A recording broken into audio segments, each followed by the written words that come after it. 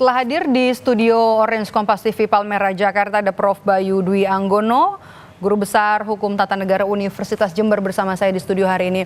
Prof. Bayu, halo, selamat sore. Selamat sore, Mbak Mega. Terima kasih sudah hadir di sini, Prof.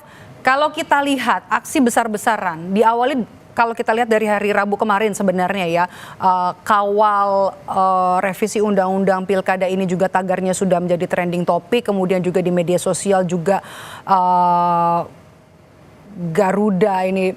Kalau kita lihat apa ya yang bisa Anda baca? Ini publik bukan hanya gelisah tapi marah begitu ya terhadap apa yang dilakukan oleh DPR, anggota parlemen kita setelah ada putusan MK, kemudian juga secara mendadak kemudian melakukan anulir terhadap putusan Mahkamah Konstitusi soal aturan pilkada ini. Ya, saya pikir ini rangkaian peristiwa puncak kemarahan publik ya terhadap wakil rakyat yang dalam menjalankan kinerja legislasinya itu ugal-ugalan begitu.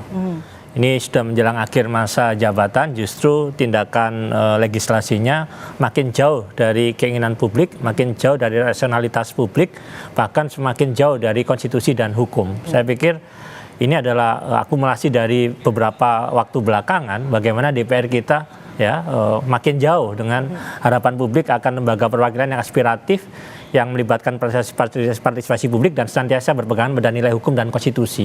Ini adalah puncak dari saya pikir tadi kekecewaan publik, kemarahan publik atas wakil rakyat yang ternyata makin jauh dari harapan yang dibayangkan sebagaimana wakil rakyat yang aspiratif, Mbak Maido. Oke, hari ini kan juga memang sidang paripurna ini ditunda karena tidak quorum ya, artinya tidak memenuhi jumlah anggota.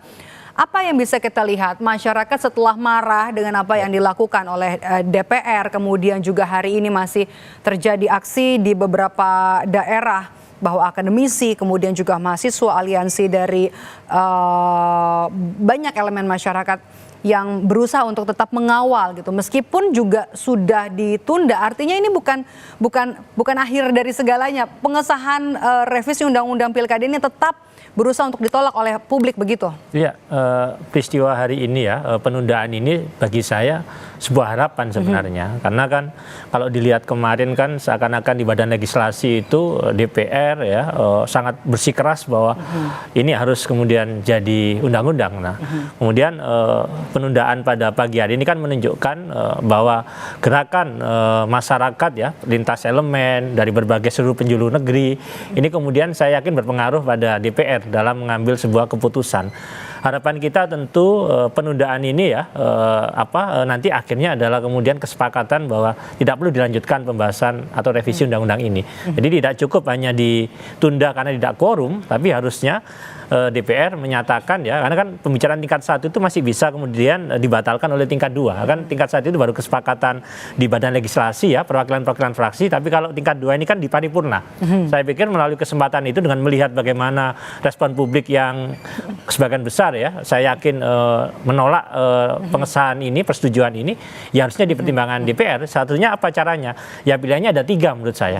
Yang pertama ditunda dalam arti sudah nggak usah dilanjutkan pembahasan ini sampai lewat kemudian berakhirnya DPR saat ini.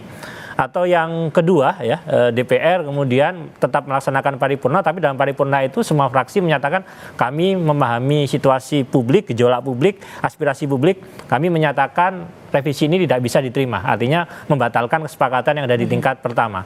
Atau yang ketiga kemudian revisi Undang-Undang Pilkada dilakukan tapi di periode berikutnya tanpa menyimpangi putusan MK. Kalau namanya revisi undang-undang diperlukan, tapi ya jangan juga menyimpangi putusan Mahkamah Konstitusi. Artinya kewenangan legislasinya harusnya dikembalikan pada bagaimana legislasi itu harusnya perubahan itu berdasarkan pada kebutuhan publik, bukan berdasarkan pada kebutuhan elit DPR. Nah, 3 opsi itu saya pikir yang bisa untuk dipilih. Ada 3 opsi meskipun juga kalau kita lihat rapat antara Balik DPR dan juga pemerintah kemarin juga cukup syarat konflik kepentingan dari fraksi yang ada di DPR. Kita akan kembali di Breaking News Kompas TV. Kami jeda sejenak, tetaplah bersama kami.